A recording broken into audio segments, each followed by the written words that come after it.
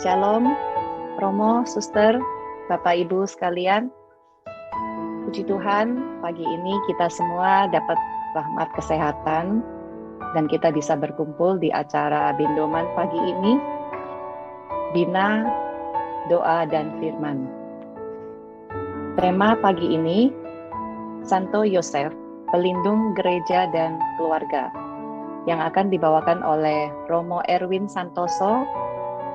Beliau adalah Romo dari Keuskupan Agung Jakarta di Komisi Kerasulan Keluarga. Selamat pagi, Romo. Berikutnya kita ingin memperkenalkan sedikit kepada Romo tentang Bindoman ini. Bindoman adalah kegiatan di bawah komunitas Bunda Kudus Surabaya dan akan dijelaskan sedikit oleh Ibu Ervina selaku ketua dari komunitas Bunda Kudus Surabaya. Dan nanti ada surprise sedikit untuk kita pagi ini. Ibu Ervina akan membawakan lagu Santo Yosef sesuai dengan tema kita pagi ini.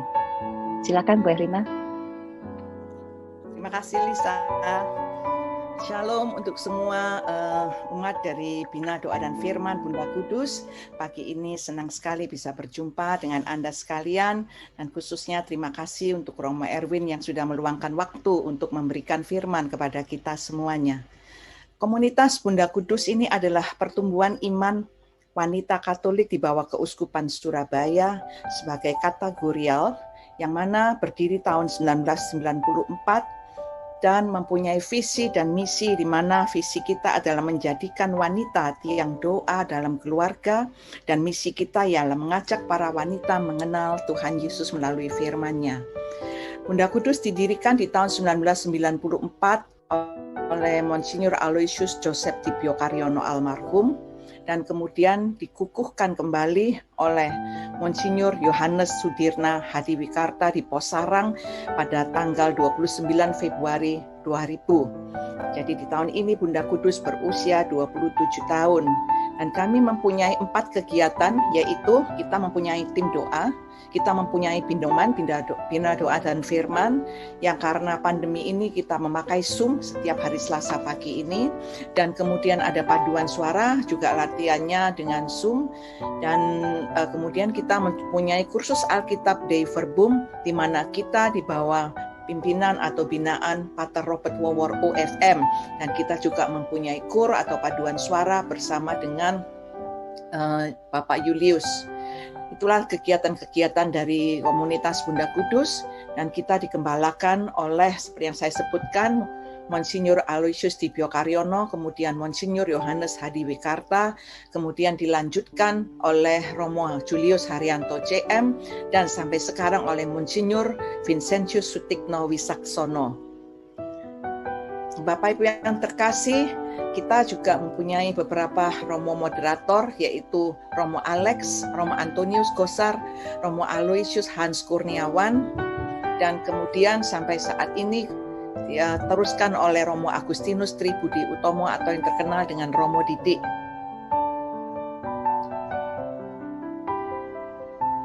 Komunitas yang telah kami dirikan selama ini adalah Gratia, yaitu Gerakan Orang Tua Iman dan Asuh yang telah dikembalikan kepada Keuskupan Surabaya, PDKI Kerahiman Ilahi, kemudian kita juga mempunyai Adorasi Abadi Puspita, dan kemudian sekarang yaitu kursus Alkitab Dei Verbum. Demikianlah mengenai sekilas info komunitas Bunda Kudus, di mana ibu-ibu yang dulunya ngerumpi tetapi akhirnya berkumpul untuk mendengarkan firman Tuhan. Dan baiklah, karena temanya pada hari ini adalah Santo Yosef, akan saya bawakan sebuah pujian. Yep.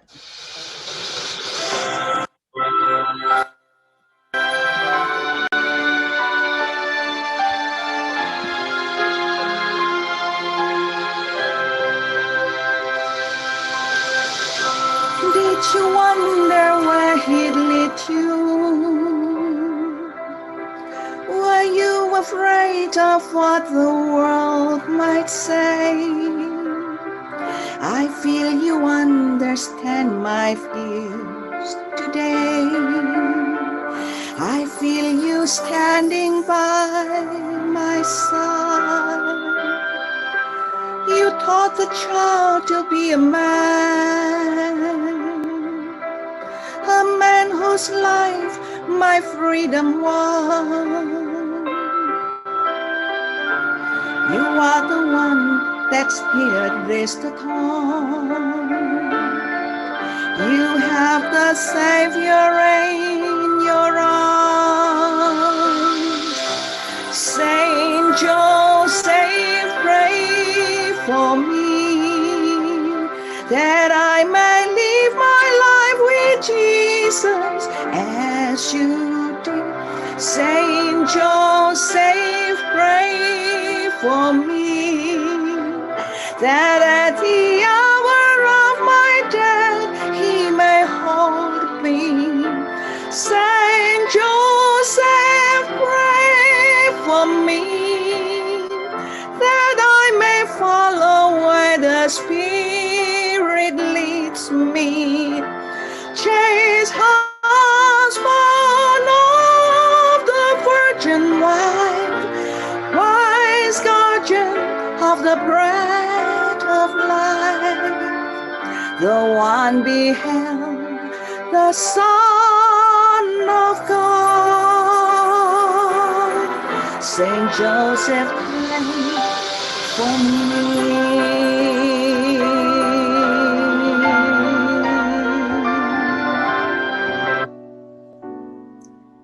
Itulah sekilas lagu Saint Joseph untuk Anda semuanya. Nanti bisa dinantikan di YouTube Ervina Channel. Thank you. God bless you all. Terima kasih Bu Ervina, luar biasa. Kita lanjutkan acara pagi ini. Sebelum acara dimulai, kita siapkan hati. Kita masuk dengan lagu pujian oleh Ana.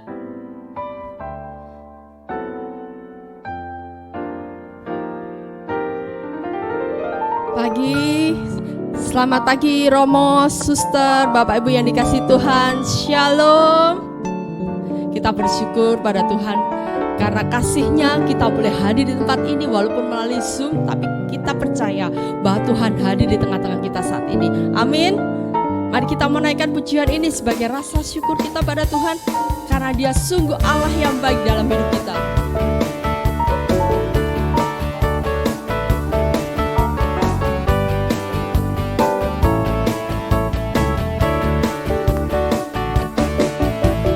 Dia mati bagiku, Dia bangkit bagiku, Dia Tuhan Allah penyelamatku. Kuasa maut dikalahkan, hidupku dipulihkan, Dia Tuhan Allah kemenanganku. Dia sungguh baik, Dia sangat baik, Yesus Dia baik bagiku. Ho, ho, ho.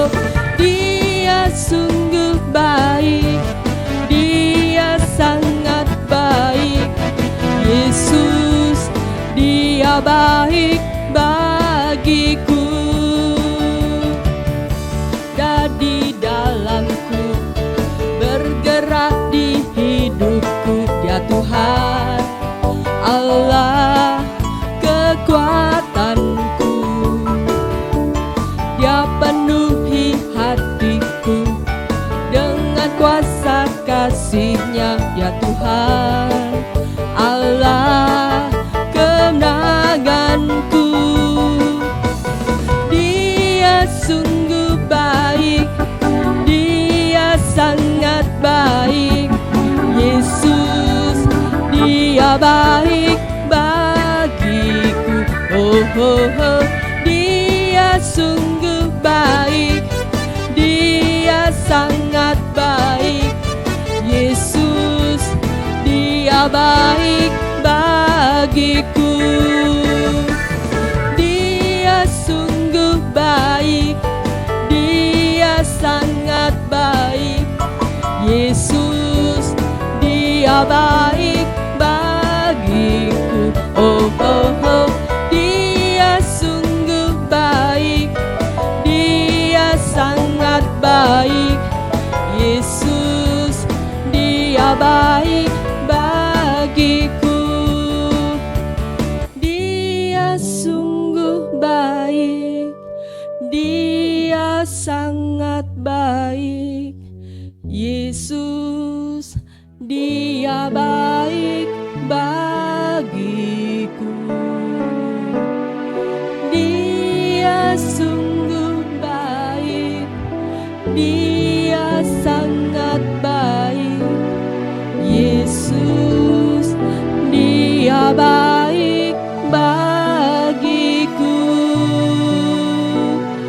Yesus, Dia baik bagiku. Yesus, Dia baik bagiku. Kita bersyukur pada Tuhan. Kita punya Allah sungguh baik dan mengasihi kita apa adanya. Dengan darahnya yang tercurah, kita boleh diselamatkan. Mari saat ini kita mau masuk lebih dalam lagi. Kita mau bersyukur pada Tuhan lebih dalam lagi. Dan sepenuh hati kita mau katakan, Dia mati bagiku. Dia adalah penyelamatku.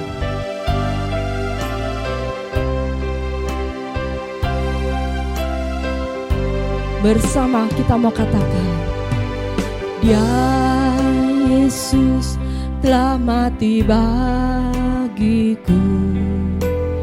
Dia Tuhan selamatkan jiwaku. Bagi Dia pujianku tak dapat ku balas kasih-Nya. Dia angkatku jadi anak-Nya.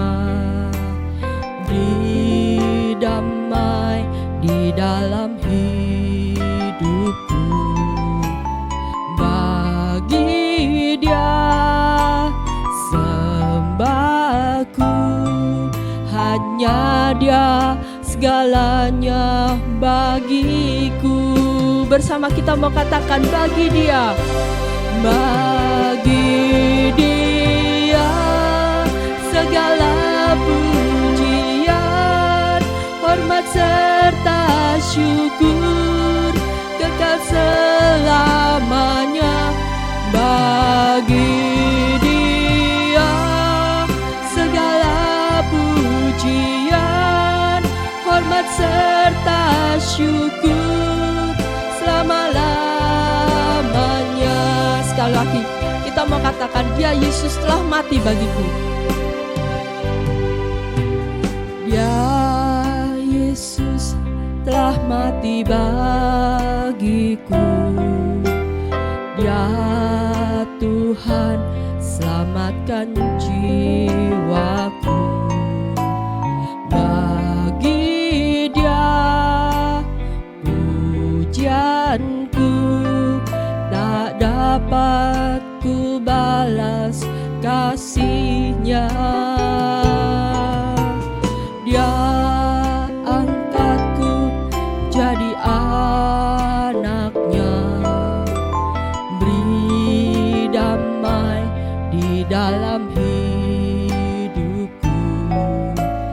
Bagi Dia sembahku, hanya Dia segalanya bagiku.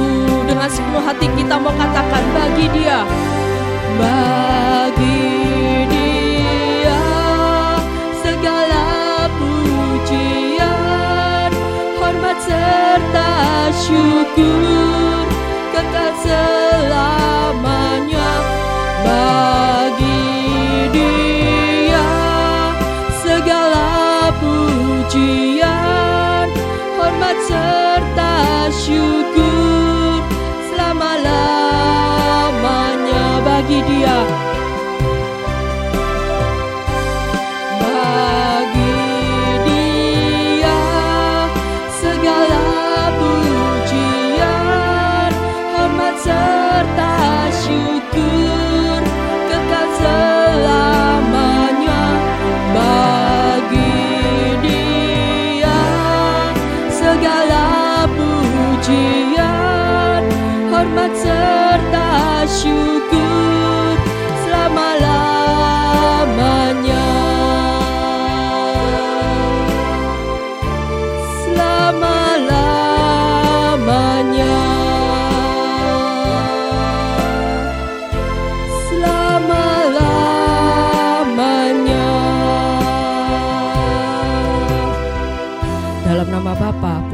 Putra, dan Roh Kudus. Amin. Selamat pagi, Bapa. Kami mengucap syukur dan terima kasih atas kasih-Mu yang sungguh luar biasa, sehingga kami boleh bersama di tempat ini untuk boleh memuji dan memuliakan nama-Mu, juga mendengarkan firman-Mu. Utuslah kuasa Roh Kudus-Mu untuk melingkupi setiap kami di tempat ini, terutama anak-Mu yang terkasih Romo Erwin, sehingga apa yang boleh disampaikannya benar-benar berasal dari Engkau saja. Dan biarlah kami yang mendengarkan benar-benar dapat mengerti, dapat memahami dan melakukannya dalam kehidupan kami sehari-hari. Inilah kami Bapa, anak-anak-Mu yang saat ini mau duduk diam mendengarkan firman-Mu. Kami serahkan acara ini dari awal, tengah hingga akhir ke dalam tangan-Mu. Biar Engkau sendiri yang benar-benar memberikan kami hikmat dan kebijaksanaan seturut dengan kehendak-Mu.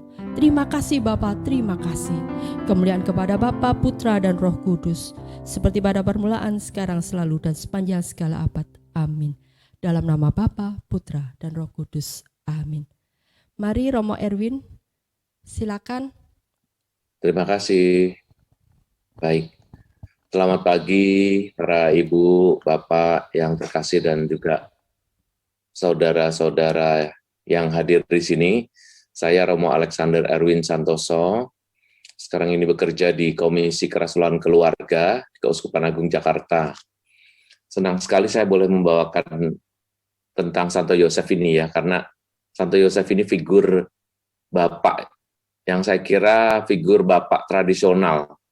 Figur bapak yang tradisional itu bukan berarti jelek ya, tapi figur bapak yang kita bayangkan biasanya, misalnya kayak, oh bapak-bapak itu biasanya diem, oh bapak-bapak itu kalau diajak ngomong nggak terlalu nanggapi, oh bapak-bapak tuh kerja tapi dia nggak banyak omong. Nah, kira-kira Santo Yosef ini seperti itu ya, seorang yang sangat tradisional, apalagi mungkin bukan hanya tradisional, ini zaman purba ya kan.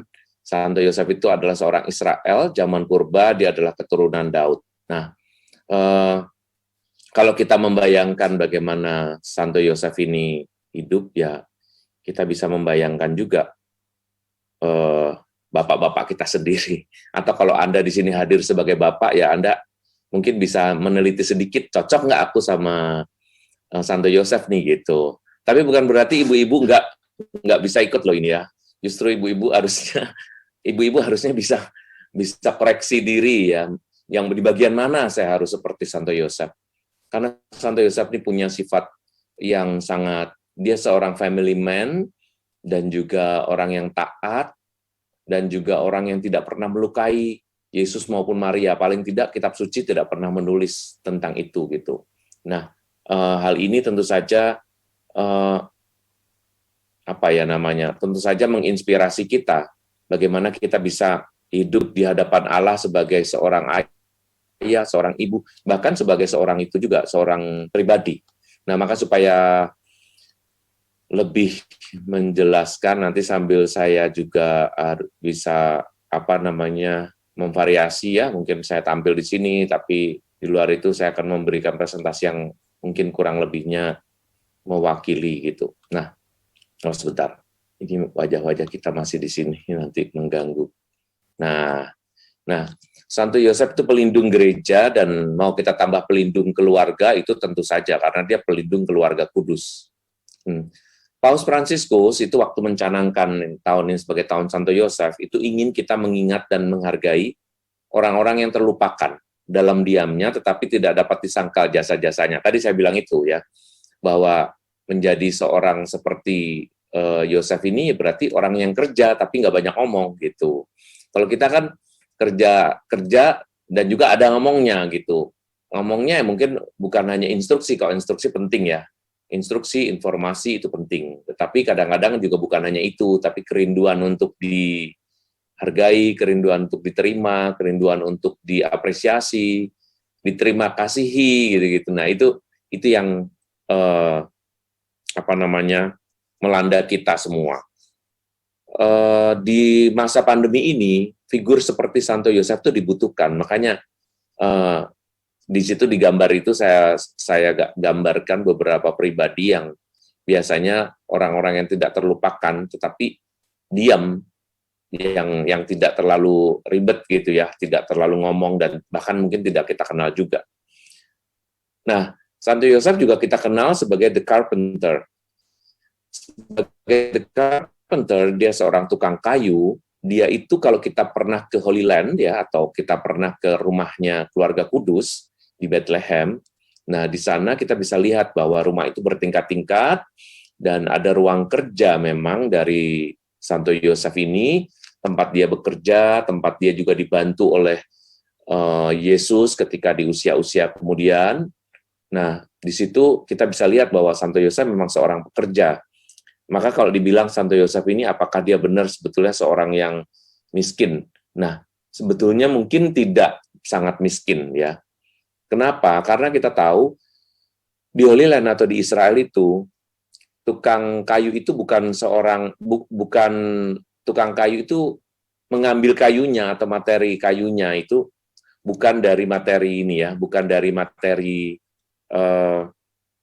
yang banyak didapat atau yang mungkin dengan mudah didapatkan di daerah Israel. Kan kita tahu mereka itu daerah kering ya kan, yang kita lihat banyak bebatuan gitu. Jadi kalau misalnya mereka itu membuat usaha kayu, pasti kayunya itu adalah kayu impor, paling nggak impor dari tetangga sebelah gitu, entah tetangga dari mana, dan pasti itu membuat hidup mereka tidak miskin-miskin amat. Meskipun kelahiran Tuhan Yesus sering digambarkan sebagai kelahiran yang miskin, itu karena memang pada waktu itu tidak ada tempat untuk mereka dibaringkan. Tapi yang terpenting buat kita justru bukan soal, wah Santo Yosef ini hidup dalam kemiskinannya, ya bukan itu. Tapi lebih ke kemiskinan mental, maksud saya ke kemiskinan di hadapan Allah, kesederhanaannya, jadi lebih ke kerendahan hatinya yang disukai oleh Allah, seperti yang dikatakan oleh Yesus, berbahagialah mereka yang miskin di hadapan Allah. Nah itu kira-kira yang bisa kita peroleh dari Santo Yosef ya.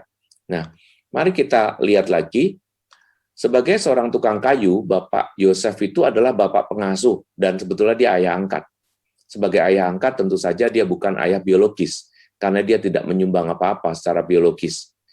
Tetapi menjalankan sebagai seorang ayah itu murni dan penuh. Itulah yang membuat kita sangat menghormati dan begitu salut pada Yosef ya sebagai ayah angkatnya. Matius dan Lukas menampilkannya sebagai bapak angkat dan yuridis ya. Yuridis berarti secara hukum karena ia suami sah dari Maria. Pohon keluarga Yosef juga jelas ya, dia anak Yakub yang beristrikan Maria yang melahirkan Yesus. Berarti yang Yesus disebut anak Daud itu bukan karena anaknya bukan anaknya Maria, tetapi Yesus disebut anak Daud itu karena anaknya Yosef atau Yusuf ya. Dan ketika disebutkan, maka Yosef ini bertanggung jawab ketika memberi nama anak ini adalah namanya Yesus. Dan itu menunjukkan tanggung jawab dia. Buat Yosef, mendidik anak itu adalah hal yang tidak mudah, apalagi anak orang lain ya. Dan juga dedikasi dan komitmen yang tinggi sebagai pribadi itu kelihatan sekali dalam diri Santo Yosef. Kalau kita lihat, kalau Yesus ngomong, Yosef langsung diam.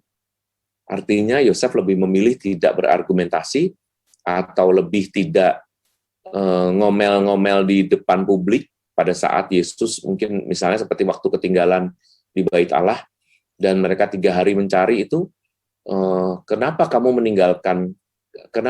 melakukan ini kepada kami gitu kan? Maria mengatakan itu, lalu Yesus bilang, loh, apakah kamu tidak tahu bahwa saya harus berada di rumah Bapakku? Pasti Bapak itu langsung nyentil si Yosef ya. Tetapi kita lihat bahwa Yosef tidak ngomong apa-apa. Jadi bukan hanya Maria yang punya sifat menyimpan segala sesuatu di dalam hatinya, tetapi Yosef juga seorang yang menyimpan segala sesuatu dalam hatinya. Meskipun sesudah itu, Yosef tidak menunda-nunda untuk membawa Maria dan juga membawa Yesus pulang kembali ke Nazaret. Nah, jadi di sini apa yang dilakukannya itu tegas, tetapi ketika dia melakukan semua itu, yang dilakukannya itu dikemas dalam bentuk yang sangat fleksibel, dalam bentuk yang sangat bijaksana, dan tidak membuat Yosef menjadi seorang pribadi yang pemarah atau tidak sabar gitu ya. Biasanya kalau orang itu ngurusi, kalau seperti kita ngurusi orang lain, atau kita yang ngurusi lah, pokoknya mengurus sesuatu, biasanya ditambah dengan ketidaksabaran. Orang-orang yang aktif itu biasanya disertai dengan sifat ketidaksabaran. Nah, sedangkan Yosef ini orang yang ngurusi, orang yang bekerja, tetapi sabaran gitu ya. Kita juga melayani orang-orang yang bukan saudara kita, Bapak Ibu ya, terutama di Bindoman ini ya. Di Bindoman ini, para pengurus juga mengurusi orang-orang yang bukan saudara. Orang-orang yang bahkan sebelumnya tidak kita kenal, tapi masuk dan kemudian kita layani begitu saja gitu. Kami, para imam dan juga para suster juga sama, melayani orang-orang yang bukan saudara kita. Maka kedalaman iman dan penyerahan diri itu sangat diperlukan. Kalau kita nggak bisa menjadi seperti Santo Yosef, ketika pelayanan, maka kita akan dipenuhi dengan paling tidak itu kayak orang yang melayani tapi dengan ngomel-ngomel, nuntut gitu ya, yang tadi saya bilang nggak sabar juga, atau mungkin juga meminta balasan, meminta apresiasi atau support atau lain-lain sebagainya lah. Paling nggak ucapan terima kasih gitu ya. Sampai ada yang ngomel biasanya, wah dikasih gitu kok nggak terima kasih, nggak ada terima kasihnya gitu. Wah, Yesus sudah melakukan itu Yesus sudah melakukan itu kepada Yosef, tetapi Yosef tidak pernah menuntut itu. Kalau kita lihat tidak pernah muncul kata-kata dalam kitab suci juga yang mengatakan hal ini. Nah, Matius 1 ayat 19 mengatakan bahwa Yosef itu orangnya tulus hati. Gimana sih dia sebagai orang yang tulus hati itu? Kayak apa sih orang yang tulus hati? Mari kita lihat ya. Sebetulnya kata tulus hati itu kurang tepat dari segi terjemahannya. Karena dalam bahasa Yunani disebut dikaios ya, atau sebetulnya artinya adalah adil, pengasih, dan penyayang. Jadi lebih dari sekedar tulus hati. Dia tulus hati itu kan baru sifat ya kan. Tetapi kalau disempurnakan dengan kata-kata yang lain atau kata sifat yang lain, maka menjadi jelas tulus hatinya itu ke arah mana. Dia selain tulus hati, dia juga adil. Jadi kalau bertemu dengan semua orang, dia sama sikapnya. Dia tidak pilih-pilih orang. Dia juga pengasih. Dia juga penyayang. Jadi ini kekasan Santo Yosef ya. Dalam bahasa sehari-hari, dikaios berarti sebagai orang yang benar, murah hati, atau berbelas kasih. Jadi kalau imam-imam itu kalau misalnya misa, ditambah bersama dengan Bunda Maria, ya, bundamu, terus bersama dengan Santo Yosef, suaminya yang tulus, gitu kan, suaminya yang tulus dan setia, itu boleh diganti. Suaminya yang benar, murah hati, atau berbelas kasih, adil, penyayang, pengasih, itu boleh sebetulnya. Nah, di sini kita bisa lihat betapa lengkapnya sifat-sifat baik yang ada dalam Santo Yosef sebagai Bapak Tuhan Yesus ya. Ada satu istilah juga, istilah ini berbunyi fortiter in re dan suaviter in modo ya. Tegas dalam tindakan, lembut di dalam cara. Tadi saya udah contohin ya, yang waktu Yesus ketemu dengan Yesus yang tertinggal 3 hari itu. Dia tetap mencari, pokoknya harus kita cari anak ini, karena anak ini tanggung jawab kita gitu. Ketika dicari, ditemukan, Maria yang ngomong, Maria dijawab seperti itu tadi ya, aku harus berada di rumah Bapakku. Yosef tidak baperan ya, kalau pakai istilah sekarang, tidak membawa perasaan atau tidak sensitif. Wah, ini anak nih diurusin, nggak tahu diri nih, diurusin malah bilang begitu lagi. Apa kayak menolak aku lagi, enggak dia ya. Dia mempunyai cara yang lembut, mungkin mengajak Yesus juga, ayo kita pulang, gitu aja. Tegas, jadi tegas sebetulnya dalam tindakannya tegas. Karena sejak saat itu dikatakan, sejak saat itu Yesus tinggal di Nazaret. Jadi Yesus akan disebut orang Nazaret. Sehingga kalau di sana kita lihat, di Nazaret yang tadi saya sebutkan ada rumahnya Santo Yosef dan Basilika juga. Nah, di situ itu bisa kita lihat Yesus tinggal di situ. Yesus tidak berhenti menuruti pikirannya sendiri atau menuruti kemauannya, tetapi dia mengikuti apa yang dikatakan oleh Yosef gitu ya. Jadi Yosef ini tegas dalam tindakan, tetapi lembut caranya. Kalau kita barangkali kalau tegas ya sama dengan galak gitu. Kalau tegas, pokoknya mami bilang enggak, pokoknya papi bilang begini-begini. Wah, pakai pokoknya semua, ya kan? Atau mungkin juga di ultimatum, kalau pakai bahasa itu mungkin dia ultimatum tuh udah nggak ada diskusi lagi, pokoknya gitu. Nah, itu tegas tetapi tidak lembut di dalam cara. Sedangkan Yosef tidak demikian, ya. Yosef benar-benar taat hukum, orang-orang yang terdapat dalam Ulangan 22 mengenai peraturan spiritual itu dia kembangkan, tetapi sebagai orang yang taat hukum, Yosef tetap menjalankan kehidupannya dengan cara yang manusiawi. Contohnya ya, Yosef seharusnya menceraikan Maria karena kehamilannya dan demi kehormatannya, tetapi karena ia lemah lembut dan murah hati, itu ia lakukan secara diam-diam dalam rencananya. Jadi lembut dalam cara, meskipun akhirnya dia tidak mengikuti juga untuk menceraikan itu ya. Yosef justru mengabaikan kehormatannya sendiri dan dengan rendah hati menerima tugas panggilan itu dan juga hidup bersama Maria dan Yesus di Nazaret. Betapa kita bisa cek ya, ada seorang laki-laki yang seperti ini gitu ya, yang biasanya orang-orang Israel itu, orang-orang Yahudi itu biasanya kehormatan seorang laki-laki itu penting. Bahkan kalau kita lihat di Injil itu sering disebutkan di situ ada 5.000 orang laki-laki. Wah, nggak dihitung tuh perempuan, barang satu pun tidak dihitung. Mau perempuan 5.000, kalau di situ ada 2.000 laki-laki, hanya dihitung 2.000 laki-laki aja gitu. Itu menunjukkan supremasi laki-laki. Tetapi Yosef tidak melaksanakannya. Betapa dia rendah hati ya. Seperti yang saya bilang tadi. Ketaatan Yosef ini justru pada perkataan Allah yang disampaikan lewat malaikat Gabriel dan dipatuhinya dengan penuh kesetiaan dan komitmen yang mendalam. Akhirnya dia ikut dan menjadi ayahnya Yesus. Nah, ada skema 3 kali yang menyangkut kehidupan atau cara kitab suci menyampaikan atau cara kitab suci menginformasikan mengenai Santo Yosef, yaitu skema yang dibuat dalam Injil ya. Misalnya seperti tema 3 kali itu Petrus menyangkal, Yesus dicobai, Yesus berdoa. Nah, itu beberapa pengertian itu adalah pengertian atau informasi yang disampaikan 3 kali gitu. Petrus juga menyangkal 3 kali. Yesus dicobai 3 kali. Ketika Yesus berdoa, Yesus juga meminta pada muridnya, "Loh, kamu kok jangan tidur dong?" Balik lagi. "Loh, kamu jangan tidur dong?" Balik lagi. Terus juga, "Kamu jangan tidur dong?" 3 kali. Nah, skema untuk Yosef ini adalah 1, dia mengambil Maria sebagai istrinya, lalu yang kedua, bangun dan mengambil Yesus, lalu lari ke Mesir sampai diperintahkan untuk kembali, lalu bangun dan mengambil anak dan ibunya dan berangkat kembali ke tanah Israel. Jadi Yosef itu melakukan 3 kali itu supaya untuk meyakinkan kita bahwa dia sungguh-sungguh seorang yang taat pada Allah. Apa yang dikatakan oleh Allah, itulah yang dilaksanakannya. Baik mengambil Maria, membawa Yesus ke Mesir, lalu balik kembali ke tanah Israel. Itu adalah cara Injil menjelaskan ketaatan Yosef.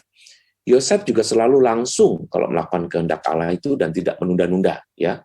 Jadi kalau seperti kita kan kalau melaksanakan sesuatu biasanya yang kita laksanakan itu ya ntar deh, besok deh, nanti kalau sudah ini diminta jadi pengurus saja belum tentu mau ya kan. Misalnya kalau kita ini diminta untuk menjadi pengurus satu komunitas tertentu. Aduh, jangan saya deh, aku belum beres. Aduh, jangan saya lah, anakku tuh masih sekolah. Aduh, jangan saya mau nanti anakku lagi kuliah, jarang di rumah, aku harus menunggu rumah. Aduh, jangan saya deh, saya mau ngawinin anak. Nanti, ya udah sekarang saya, tapi umurnya udah sepuh, telat, ya kan? Sudah nggak, mungkin sudah kita hanya meninggalkan sisa-sisanya aja menjadi pengurus. Tetapi kalau seperti Santo Yosef sebetulnya ketika dia diminta pada saat itu dia mau, dia lakukan gitu. Jadi kalau kita mau melakukan sesuatu itu do something now gitu loh, bukan later, bukan nanti ya. Kalau kita lakukan bisa sekarang, lakukan sekarang. Apa yang harus kita lakukan? Ya itu yang harus kita lakukan. Jangan nunggu nanti. Kalau dalam bahasa pendidikan namanya procrastinating ya, atau menunda-nunda. Dikasih pekerjaan lalu terus menunda, tidak langsung dikerjakan. Nah, Yosef ini termasuk pribadi yang langsung mengerjakan. Kalau dikasih pekerjaan dia langsung melakukan gitu. Nah, sebagai kepala keluarga, Yosef juga bertanggung jawab ya, dan tidak mengambil keuntungan dari Maria dan Yesus. Nah, ini penting. Lihat, Yosef itu menjadi bapak angkat, tetapi dia tidak pernah mengambil keuntungan dari Maria. Artinya, Yosef tidak mengambil manfaat fisik dari Maria dan menunjukkan bakti yang tulus. Contohnya adalah dalam kenyataan apa? Para Bapak Ibu tahu nggak arti yang saya tanyakan ini? Kenapa Yosef tidak mengambil manfaat fisik? Tahu? Mungkin ada yang bisa unmute, atau mungkin pengurus ada yang bisa. Manfaat fisik maksudnya apa? Dari mana kita tahu Yosef tidak mengambil manfaat fisik? Dari pernyataan gereja yang mana? Bahwa ada yang menjawab?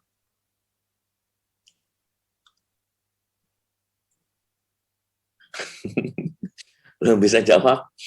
Ya, pernyataannya adalah bahwa Maria tetap perawan. Dengan menyatakan Maria tetap perawan berarti dia tidak mengambil manfaat apa-apa dari Maria. Dan hal itu menyatakan bahwa Yosef itu hanya bekerja, tidak menerima tidak menerima benefit dari panggilannya itu. Dan itu yang penting, ya, bahwa dia bekerja dengan tulus hati. Bukan hanya Maria yang menderita. Mungkin kita berpikir seringkali kalau membicarakan tentang penderitaan ini langsung ngomong, ya Maria bunda yang menderita, Maria bunda yang menderita. Ya memang betul, Maria paling menderita itu ketika menyaksikan anaknya sendiri mati, ya kan, disiksa mati. Itu pasti penderitaan yang amat sangat bagi seorang ibu. Tetapi Yosef juga, kalian berpikir nggak bahwa Yosef itu membawa Maria pulang pergi dari Mesir? Kalau sekarang kalian tahu, kita kalau naik bis aja itu ya, kalau naik bis aja loh, itu bisa berjam-jam kan, kalau mau terus misalnya begitu itu bisa seharian ya kan. Nah, yang ditempuh oleh mereka ini bukan hanya ini kalau jarak tempuh dengan Google ya, dengan Google dari perjalanannya dari Bethlehem menuju ke Kairo aja misalnya itu adalah 860 km. Itu kalau pakai jalan seperti sekarang. Sedangkan Yosef ini perjalanannya itu keliling karena dia nggak tahu jalan seperti ini, jadi dia bisa muter-muter di suatu tempat. Dan kita bisa tahu berarti perjalanannya berapa bulan itu sampai di sana. Dan dia hanya terus jalan, sedangkan Maria dan Yosef berada di punggung keledai. Mungkin keledainya aja udah terengah-engah tuh ya. Nah ini perjalanannya contohnya. Perjalanannya itu jadi bisa muter di satu tempat, bisa sampai ke sana dan nggak jelas, bisa sampai kebalik lagi, bisa sampai ke yang kalau Anda jalan-jalan, maksudnya ziarah di Mesir, Anda datang itu di sana akan tahu bahwa tempat kapel atau gereja keluarga kudus itu adanya di tengah-tengah kota Kairo ya. Nah di situ Anda bisa lihat bahwa jauhnya bukan main itu kalau dari situ menuju ke perjalanan ke Israel. Dan itu bisa mungkin dari situ menuju ke perbatasan aja tuh bisa 5-8 jam ya. Nah, itu tergantung dari pemeriksaan-pemeriksaan dan lain sebagainya. Nah, apalagi kalau kita harus menjalan kaki. Nah, lalu ada lagi istilah yang disebut silent Joseph. Silent Joseph ini berarti Yosef yang pendiam. Yosef orang yang tidak banyak kata. Ia adalah tokoh di balik layar yang merasa tidak perlu menonjolkan diri, tetapi banyak bekerja dan melaksanakan tugas dengan tuntas. Dia itu seorang yang silent, tidak omong banyak tetapi bekerja, ya. Bukan bukan seorang yang banyak ngomong kerjanya dikit, banyak komplain kerjanya dikit, atau banyak misalnya seperti banyak ngatur, banyak nyusun rencana tetapi tidak pernah ikut dalam pelaksanaannya gitu. Selain itu, relasi Yosef dan Yesus terbatas karena Yesus bukan anaknya, ya. Misalnya ketika bertemu tadi, ya, ketika bertemu dan kemudian mengajukan, Yesus mengatakan penolakan. Nah, itu menunjukkan bahwa Yosef itu memang bukan anak dari Yesus itu bukan anak dari Yosef. Dan itu terbukti, dan itu semakin menunjukkan kepada kita betapa mulianya si Yosef. Hikmat apa pulakah yang diberitakan kepadanya? Bukankah ia ini tukang kayu? Nah, dalam pengalaman atau dalam kata-kata yang dimukakan oleh Markus 2-3, justru mau menunjukkan bahwa Yosef itu menjalankan peran sebagai bapak yang baik, melanjutkan kebaikan dan hikmat kepada Yesus untuk Allah yang diabdinya. Kalau kita kan biasanya bisa nama aja gitu. Nah, setelah nama, seharusnya kita bisa meniru Santo Yosef. Bukankah suatu peran ditunjukkan kepada kita, misalnya seorang sekretaris, nah maka harus menjalankan tugas kesekretariatan. Misalnya tugas sebagai ketua, maka ketua harus menjalankan sebagai ketuanya. Paling tidak dia sebagai orang yang dituakan, orang yang didengar, orang yang bisa menjadi pendamai. Orang yang menjalankan fungsi sebagai ketua itu adalah orang yang membawa satu komunitas ke dalam sesuatu yang membawa damai, menggembirakan, dan membuat orang menemukan Tuhan. Misalnya itu. Dijalankan nggak misalnya? Atau sebagai bapak dan sebagai ibu, menjalankan hidupnya nggak? Kita ini kalau ditanya misalnya dalam keluarga ya, apakah saya disebut sebagai ibu, saya ibunya dia, apakah saya merawat dia, anak saya misalnya? Iya, saya ngerawat. Yang ngerawat siapa? Apakah Anda memegang anakmu? Jangan-jangan lebih banyak dipegang oleh pembantunya, atau susternya, atau perawatnya, ya kan? Atau pengasuhnya. Nah, maka fungsi ini tidak terjadi kesalahan pada Santo Yosef. Yang bukan anaknya aja dirawat begitu baik, dan diajari begitu baik. Bahkan beberapa anak itu tidak mau menjadi seperti bapak atau ibunya. Misalnya bapak ibunya seorang ahli hukum ya, tidak satupun anaknya yang ingin ahli hukum karena melihat mungkin bapak dan ibunya tidak memberi contoh yang baik sebagai ahli hukum. Atau sebagai dokter, mereka tidak ingin menjadi seperti bapak mamanya yang dokter. Kenapa? Karena mereka tidak melihat kebaikan menjadi seorang dokter, selain daripada sibuk terus-menerus dan pulang pergi nggak jelas. Sehingga anak-anak jarang ketemu, maka dia bercita-cita, aku nggak pengen jadi dokter. Aku pengennya jadi ini, jadi itu, selain dokter. Karena jadi dokter nggak enak. Nah, gimana tuh? Sedangkan si Yosef, meskipun dia tukang kayu, saya bilang tadi ya, menemui banyak pekerjaannya pasti pekerjaan kasar dan art, ternyata Yesus menjalankan perannya juga sebagai tukang kayu. Berarti Yosef menjalankan peran kebapaannya itu dengan sempurna. Nah, sekarang Yesus dalam Patris Corde ya, dalam Patris Corde ini adalah ensiklik yang dikeluarkan oleh Paus Fransiskus. Yesus disebut sebagai anak Yosef oleh penginjil Matius dan Lukas. Data-data Yosefnya seperti ini. Tukang kayu yang rendah hati, itu bandingkan dengan Matius 13 ayat 55. Yang bertunangan dengan Maria, seorang laki-laki yang adil, selalu siap sedia untuk melakukan kehendak Allah yang dinyatakan kepadanya dalam hukumnya. Itu semua ada dalam kitab suci, terutama ada dalam Injil. Ya. Melalui keempat mimpi, sesudah perjalanan panjang dan melelahkan dari Nazaret ke Bethlehem, ia melihat Mesias yang lahir di sebuah kandang, karena di mana-mana tidak ada kamar untuk mereka. Jadi, Yesus adalah saksi dari kelahiran Mesias itu. Ia menyaksikan para gembala yang menyembahnya dan para majus, yang masing-masing mewakili bangsa Israel dan bangsa-bangsa tidak bertuhan. Berarti Yosef ini saksi selain Maria, saksi dari kelahiran dan peristiwa awal kejadian Natal itu di mana Yesus mendapatkan penyembahan. Kemudian, ia memiliki keberanian untuk mengemban peran kebapaan legal untuk Yesus dengan memberi nama, yaitu namanya Yesus. Di Bait Allah, 40 hari sesudah kelahirannya bersama dengan ibunya, Yusuf mempersembahkan putranya kepada Tuhan. Jadi itu yang saya sebut sebagai menjalankan peran legal. Dia benar-benar menjalankan dan taat pada hukum-hukum iman dan hukum-hukum tradisi setempat. Mendengarkan dengan takjub ramalan Simeon tentang Yesus dan Maria. Jadi Yosef ini juga mendengarkan bahwa Maria akan dikatakan suatu pedang akan menusuk, gitu ya, akan menusuk, berarti ada peristiwa sangat menyedihkan yang akan menusuk Maria, dan itu disaksikan oleh Yosef juga. Untuk melindungi Yesus dari Herodes, ia tinggal sebagai orang asing di Mesir. Inilah Yosef ya. Kemudian setelah kembali ke tanah kelahirannya, ia tinggal di tempat tersembunyi di sebuah desa kecil dan terpencil di Nazaret di Galilea. Selama peziarahannya ke Yerusalem, Yosef dan Maria kehilangan Yesus yang berusia 12 tahun, mencari dengan penuh kekhawatiran dan menemukannya di Bait Allah. Beberapa keterangannya. Nah, kemudian maka Patris Corde itu sebetulnya adalah 150 tahun permaklumannya sebagai pelindung gereja Katolik. Yang pertama itu oleh Pak Beato Pius ke-9 pada 8 Desember 1870.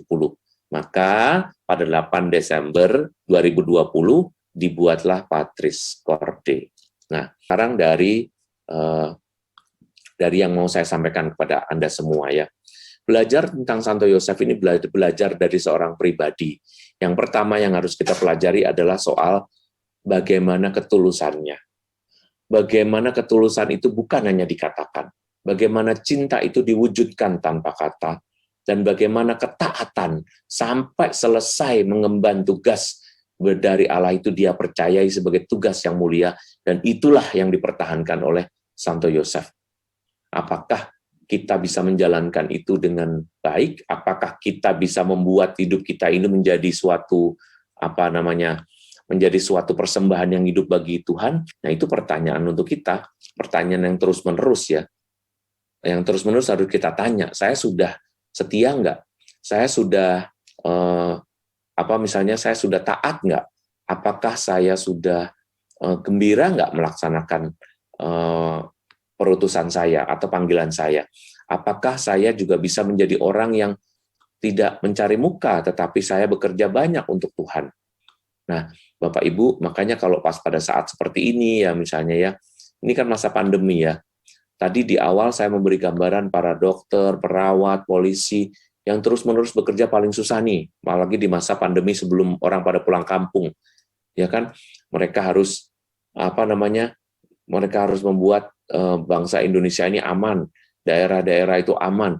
Mereka disebarkan di seluruh daerah. Nanti kalau ada yang sakit, mereka harus menjadi berapa aja. Konon kita itu menduduki peringkat kedua ya, tenaga medis yang meninggal di dunia. Jadi jumlah yang meninggal itu ada yang tingkat kedua. Jadi banyak sekali yang meninggal nih di Indonesia ini ya. Dan itu menunjukkan bahwa mereka ini adalah martir-martir COVID-19. Betapa mulianya mereka sampai kemudian Paus Fransiskus memberi contoh, inilah yang dilakukan oleh Yosef. Inilah contoh yang diajarkan oleh Santo Yosef.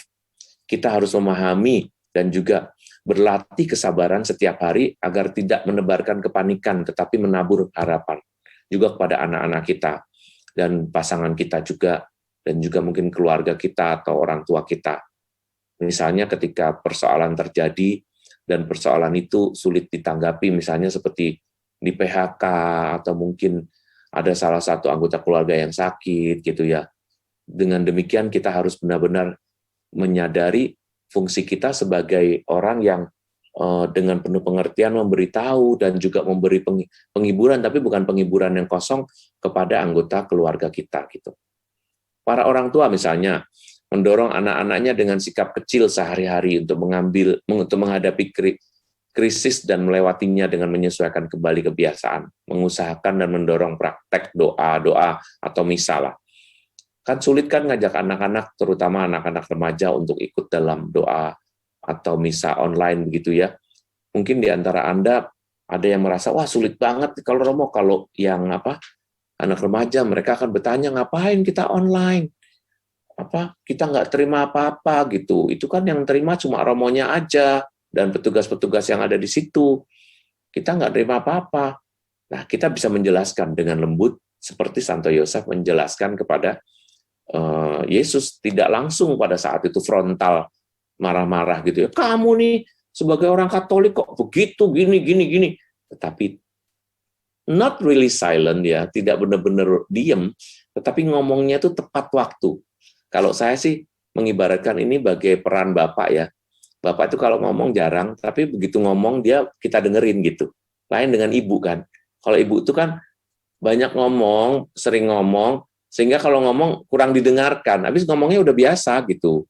Ngomongnya sesuatu yang diulang. Tetapi bapak-bapak pada umumnya begitu gitu. Meskipun ada yang kebalikan ya, ibunya diem, bapaknya yang ngomong gitu. Nah, kita tergolong yang mana gitu ya. Kemudian dari Santo Yosef ini kita bisa juga mengembangkan sikap kerendahan hati sebetulnya di tahun ini ya. Kerendahan hati di hadapan Allah itu kita bukan siapa-siapa. Kita ini bukan orang yang bisa mengatur-ngatur hidup kita sendiri, meskipun kita bisa. Tetapi lihat, sudah 1 tahun lebih dikit ini, kita tidak bisa mengatur hidup kita, bahkan malah kita yang diatur. Kita mau begini nggak boleh, kita mau begitu nggak boleh, kita akhirnya harus benar-benar menempatkan diri kita ini sebagai orang yang diperintah dan diatur oleh suatu gejala alam. Nah, gejala alam itu adalah Tuhan sendiri. Tuhan pasti izinkan kenapa hal ini terjadi. Jangan takut bahwa segala sesuatu itu menakutkan kita ya. Tapi kalau saya lebih memilih memberi penghiburan kepada Anda bahwa Tuhan izinkan ini. Kalau Tuhan izinkan, maka ya sesuatu biar terjadi itu, tetapi Tuhan akan beserta kita gitu kalau kita taat. Meskipun ada orang-orang yang mengalami penderitaan bahkan sampai dipanggil Tuhan ya karena sakit kena COVID ini misalnya. Tetapi kita tetap percaya. Bukankah orang-orang yang wafat itu kita percaya bahwa memang sudah waktunya gitu. Seperti saya ya, saya hampir 2 bulan yang lalu, kurang 1 minggu lagi, jadi ini sudah 7 minggu yang lalu, saya baru selesai COVID. Saya baru sembuh dari COVID ya. Dan saya di rumah sakit 19 hari. Tetapi seminggu sebelum saya itu, ibu saya, mama saya kena COVID. Dan pada saat itu mama saya kena COVID, saya kira kalau orang udah 60-an tahun ke atas ya, itu pasti akan mengalami kesulitan juga kalau kena COVID gitu. Jadi waktu saat itu benar-benar tidak bisa tidak bisa bergerak lagi karena udah capek, udah lemes, nggak mau makan, udah semuanya deh. Saya berpikir, ini kalau dipikir secara manusiawi, ya pasti lewat gitu. Tetapi Tuhan mengatakan kepada saya melalui peristiwa mama saya itu, aku belum mau, kehendakku bukan itu. Sehingga sampai hari ini mama saya sudah hampir 2 bulan ini sembuh dan sudah kembali beraktivitas seperti biasa. Dan itu menunjukkan bahwa sebetulnya COVID tidak boleh diartikan sebagai Tuhan untuk membunuh gitu. Tidak, itu memang sudah masanya ya. Seperti yang kita tahu bahwa di dunia ini kalau pakai pelajaran sosial misalnya, bahwa salah satu hal yang bisa membuat atau mengurangi jumlah penduduk itu adalah sakit yang pertama. Jadi penduduk yang pertama itu sakit, ya kan? Lalu kemudian ada perang.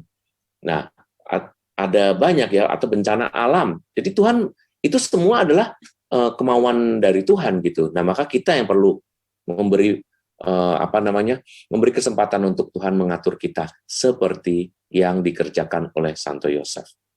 Nah, para ibu dan bapak sekalian yang terkasih dalam Yesus Kristus, mungkin kita sekarang, saya membuka kesempatan untuk Anda untuk kita diskusi gitu ya, tanya, jawab gitu, masih ada waktu sebentar buat kita ngobrol, supaya bisa menegaskan sebetulnya kita ini mau bagaimana caranya kita supaya bisa mengikuti atau bisa meneladan Santo Yosef. Saya kembalikan kepada mungkin pemimpin atau WL atau MC-nya untuk membuka kesempatan itu untuk kita. Baik, terima kasih Romo. Suster, Bapak Ibu, kalau ada pertanyaan, silakan boleh ditulis di kolom chat, nanti akan kami bacakan.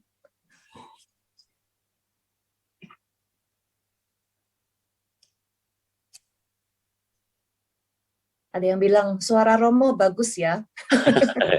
Terima kasih. Becek ya. Yang bagus tuh suaranya Ibu Ervina itu, bukan suara saya. Kapan-kapan kita duet ya Romo, buat album duet.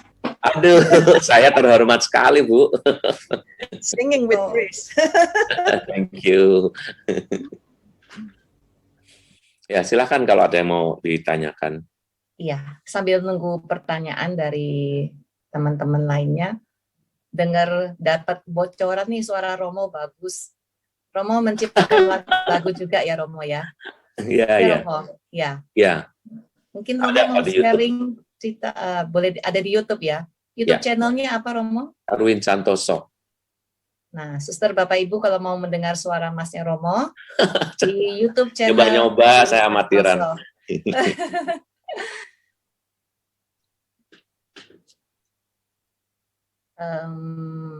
Mungkin ini ada satu pertanyaan. Ya, oke. Silakan, please. Oh, Cici mau ngomong dulu, silakan. Enggak, saya pikir tidak ada pertanyaan. Oh iya, ini mulai ada pertanyaan muncul sudah. Kita bacaan dulu ya pertanyaannya ya. Ya, silakan. Romo, pertanyaan pertama. Romo mau tanya, kalau misalnya ada orang yang meninggal karena dibunuh, apa itu rencana Tuhan? Salah satu hal kalau mau dikatakan sebetulnya kematian itu banyak macamnya, Bu. Jadi kalau misalnya kayak, ini kok jadi ngomong kematian ya? Iya. Salah satunya adalah penyebabnya itu, salah satunya ya yang agak jarang dan sangat jarang adalah peristiwa kriminal, lalu peristiwa misalnya kerusuhan, lalu tiba-tiba kena, ya kan? Di antara banyak orang dia yang kena gitu kan. Misalnya kerusuhan ketembak atau apa gitu kan. Nah itu sebetulnya salah satu penyebab sih. Secara sosiologis itu juga termasuk bagian dari cara, atau spiritual ya, itu bagian dari cara Tuhan juga untuk ya memanggil kita. Jadi tidak berdosa orang itu. Jangan dikatakan kamu banyak dosanya makanya ketembak gitu. Enggak. Ya. Demikian juga misalnya kalau pembunuhan yang direncanakan ya, yang dosa yang bunuh gitu. Seperti Tuhan Yesus kan pernah bilang, memang anak manusia harus mengalami penderitaan, tetapi celakalah mereka yang menyebabkannya, kan gitu.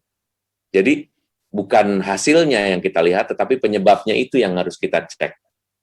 Maka dari itu Yudas kan menjadi berdosa. Bukan karena Yesus harus mengalami itu, tetapi karena memang ya karena peristiwa itu penyebabnya dia, kenapa dia menjalankan gitu. Kan harusnya bukan dia, tetapi orang lain gitu. Nah itu contohnya. Atau misalnya kayak sakit. Nah kecuali kalau misalnya bunuh diri. Bunuh diri tidak termasuk dalam golongan ini karena tidak dipanggil Tuhan. Tetapi pulang sendiri, ya pulang sendiri akibatnya nggak jelas deh mau kemana gitu.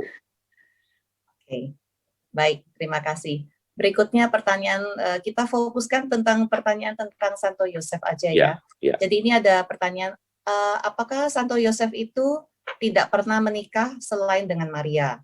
Santo Yosef menurut menurut kitab suci itu memang tidak ada. Jadi hanya Maria ya. Tetapi ketika Yesus ada di salib itu saudara-saudaramu dan ibumu gitu. Nah itu pertanyaan itu sering membuat para ahli atau para penafsir kitab suci mengatakan bahwa Yosef itu adalah seorang duda gitu ya. Dari tradisi gereja, tulisan-tulisan, tapi mengatakan bahwa Yosef itu seorang duda. Tetapi gereja Katolik tidak pernah mengatakan itu. Artinya gereja Katolik tidak pernah mencanangkan itu bahwa Yosef itu seorang duda, tidak. Ya, jadi tidak boleh dikatakan itu. Jadi tulisan-tulisan itu berasal dari mungkin tulisan-tulisan apokrif ya. Apokrif itu jadi bahasanya nggak enak, tapi maksudnya cuma memberi nama. Apokrif itu palsu artinya.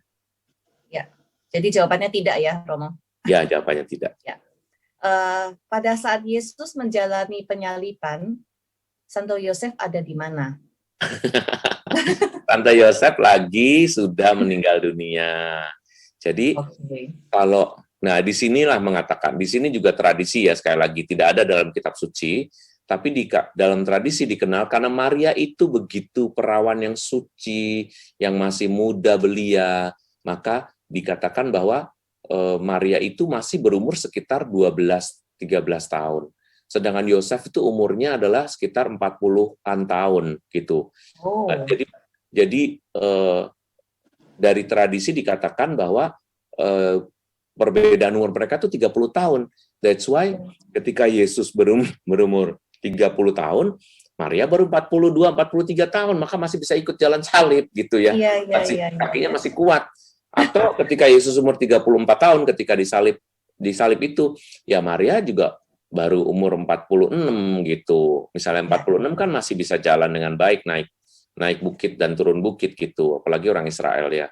Sedangkan Yosef karena perbedaan umur 30 tahun dan tanpa suplemen dan lain sebagainya, maka orang zaman dulu usia 50 aja udah tua gitu. Kalau sekarang kan usia 60 ya itu baru starting ya. 65 katanya baru mulai sepuh gitu kan. Baru orang sekarang tuh dinaik-naikin sendiri gitu. Kalau buat saya sih itu semangat yang harus diapresiasi ya, bahwa orang memulai hidupnya sebagai lansia after 65 ya oke aja kalau buat saya. Tapi sebagai umur, maka usia Yosef pada saat itu nggak bisa dikatakan seperti itu. Bahkan kalau kita lihat di daerah-daerah yang tanpa vitamin itu ya, umur 50, 55 itu udah tua banget. Rupanya di Israel juga begitu, batas usianya 70 tahun atau 80 jika kuat, dan itu yang dikatakan dalam kitab suci kan, gitu. Jadi maka Yosef udah meninggal. Oke. Berikutnya, nah, kalau Yosef sudah meninggal, apakah kita tahu tempat di mana dimakamkannya? Nah, tempat pemakamannya juga tidak jelas karena tidak pernah dituliskan dalam kitab suci. Maka terjadi spekulasi-spekulasi ya, kalau kita ke sana cobalah nanti mungkin barangkali pernah ditemukan juga ya makam Santo Yosef ya kan, di mana gitu kan. Baik. Kelihatannya kita sudah tidak ada pertanyaan, Romo. Ya. Oke, jelas Mo. Terima kasih penjelasannya. Terima kasih pencerahannya, atas pencerahannya hari ini. Kita jadi lebih mengenal lebih dalam tentang Santo Yosef yang selama ini kita cuma dengar Santo Yosef, tapi pribadinya seperti apa kita hanya tahu sekilas aja. Terima kasih Romo sudah menjelaskan dengan sangat tuntas hari ini. Santo Yosef pribadi yang tidak banyak bicara tetapi banyak bekerja. Ya, semua dilakukan dengan nyata. Oke, Romo, banyak yang bertanya apakah kita bisa dapat materi hari ini ya. Nanti boleh di email. Kemudian sebelum kita boleh nanti saya kirimkan ke Ibu Maria ya. Ya, makasih Romo. Ya. Oke, sebelum kita mengakhiri pertemuan hari ini, kita dengarkan dulu ada pengumuman dari Bindoman, dan nanti mungkin Romo juga mau menambahkan sedikit apa yang Romo mau sampaikan ya Romo ya. Dan setelah itu kita minta doa penutup beserta berkat penutup dari Romo. Baik, silakan Vera untuk pengumuman. Bapak Ibu kasih pengumuman untuk Selasa depan, Bindoman akan dilayani oleh Romo Felix SCC. Romo Felix ini sekarang ada di Paroki Gereja Santa Odilia, Paroki Citra Raya, dan SSCC itu Kongregasi Hati Kristus Yesus dan Maria. Jadi mari kita mendengarkan. Tema dari Bindoman Selasa depan adalah Bangkit Menuju Kemenangan. Kemudian Deverbum hari Kamis ini tanggal 22 April kita akan belajar Yesaya kedua. Kalau kemarin Yesaya 1 ayat bab 1 sampai 39, Kamis ini kita akan belajar Yesaya kedua bab 40 sampai 55 bersama dengan Romo Budiono Karmel. Bapak Ibu yang terkasih, bagi yang tergerak hati ingin melayani bersama-sama dengan kami di dalam tim Bindoman, bisa mentransferkan persembahan kasih CA atas nama Erni Istiawan atau Setiawati Mulyo dengan nomor 464 567 5674. Kemudian hari Jumat ini tanggal 23 April, Pater Robi Wawor akan mengajak kita semua untuk bersama-sama misa dan novena Santo Yosef hari Jumat tanggal 23 April jam 6 sore. Mari kita semua mengikuti novena Santo Yosef yang hari ini sudah dijelaskan oleh Romo Erwin. Pengumuman terakhir nanti bisa dilanjutkan oleh Romo aja ya, Romo ya. Romo tadi katanya suaranya bagus, Vera. Jadi kita sekalian nyanyi ya, Romo. Nyanyi sepenggal aja. Album, Romo. Betul. Nyanyi apa ya? Silakan Romo. Silakan Romo. Romo perkenalkan albumnya. Kok berhenti nih? Untuk promo album, Romo. Iya. Suara saya kedengaran nggak? Oh, Kedengaran iya. Romo? Jelas sekali. Dengar. Nggak stable tapi ini internetnya. Iya, Romo silakan. Ini dijelaskan sendiri saja, Romo. Lebih mantap, Romo. Oh, ini ini sebetulnya dibuat tahun 2018 karena waktu itu ingin menggalangan dana untuk dana seminari, maka saya nyanyi gitu, dikoordinasi oleh MSF kongregasi kami. Nah, yang melayani atau yang membantu itu adalah sekretaris komisi, itu Ibu Endah yang sekarang ini juga hadir, dia menampilkannya di Tokopedia dan Blibli, tapi saya nggak mengurusi penjualannya, tetapi beberapa lagu sudah ada, contohnya juga di YouTube ya. Lagu Milikmu Hidupku itu juga sudah ada di YouTube juga. Begitu penjelasannya Ibu, terima kasih. Baik. Gimana Romo kalau nyanyi sedikit, Romo? Saya nggak siap, ini malu nih. Ditagih Romo. Sepenggal aja Romo. Ada Ibu Ervina lagi. Tutup matanya, Romo nggak lihat. Makan pemeringat saya. Harus cek ini ya Bu, sebentar ya Bu. Ya. Sementara Romo masih ngecek, saya tambahkan bahwa pelayanan novena Santo Yosef pada tanggal 23 yang akan datang, kami tim Bunda Kudus bekerja sama dengan tim Jakarta dalam novena ini. Kami harapkan dukungan Anda semuanya, dan kami harapkan juga kehadiran Anda semuanya via Zoom yang nanti akan dibagikan. Terima kasih.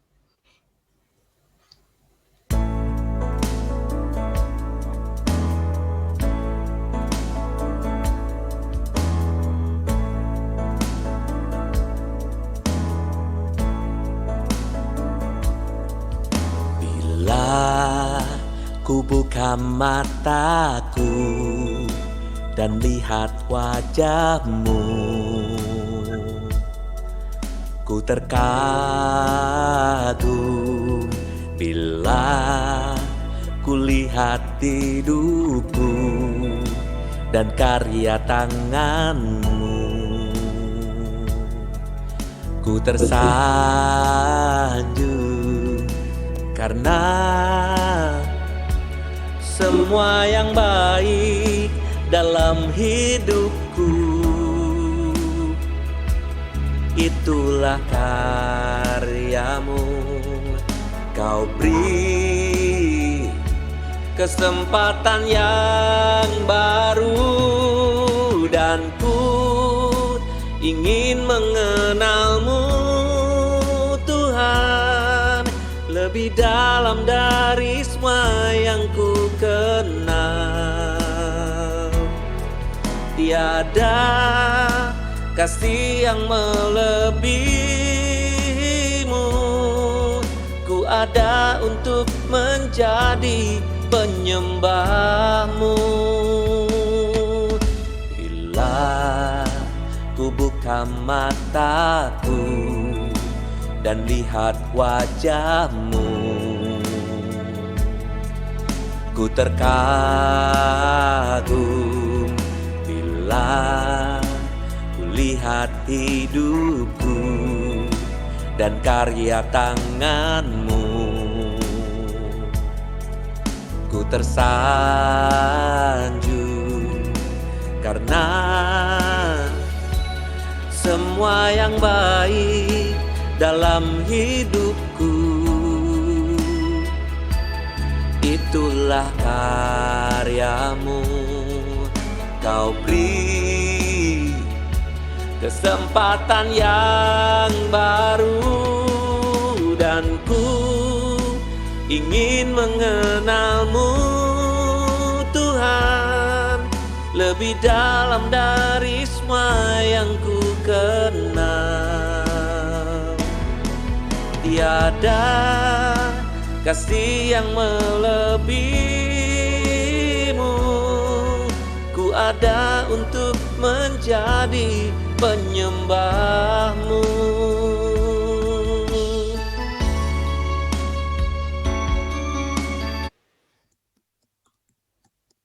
Luar biasa. Terima kasih Romo. Kok nggak kedengeran? Oh ya udah. Ya terima kasih. Terima kasih.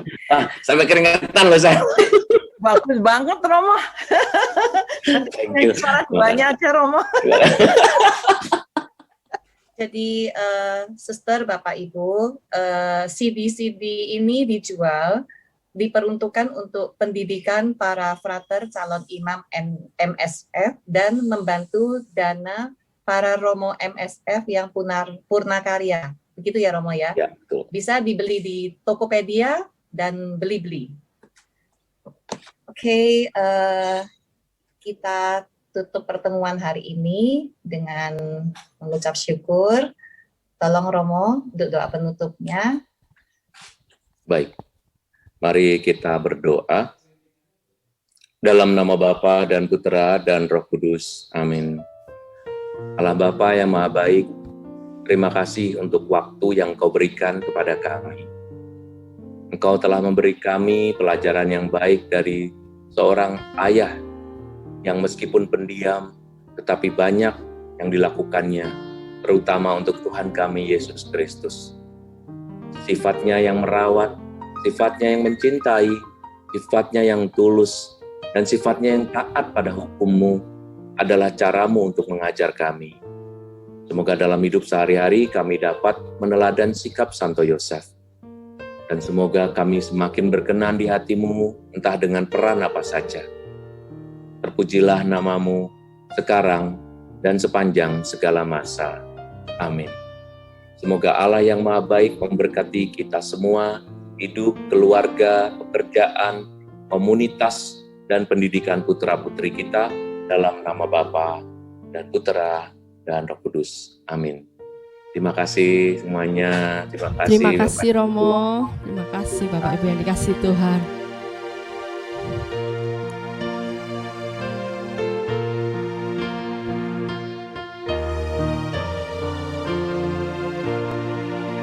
Santo Yosef yang menjaga keluarga Nazaret, Kau pelihara Bunda Allah serta Yesus penebus. Sudilah doakan kami pada Yesus anakmu, dan lindungilah selalu kami sekeluarga. Bersama-sama kita mau nyanyikan Bapak Ibu yang dikasih Tuhan. Santo Yosef yang menjaga keluarga Nazaret, Kau pelihara Bunda Allah serta Yesus penebus. Sudilah doakan kami pada Yesus anakmu, dan lindungilah selalu kami sekeluarga, dan lindungilah selalu kami sekeluarga.